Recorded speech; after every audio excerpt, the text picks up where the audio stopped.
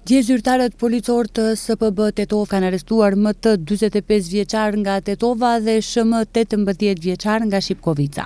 Siç ka raportuar SHM, rreth orës 17:30 në rrugën e Ilindenit në Tetov, MT, me të cilin paraprakisht kishte pasur mosmarrveshje, e ka sulmuar fizikisht dhe e ka kërcënuar me armë.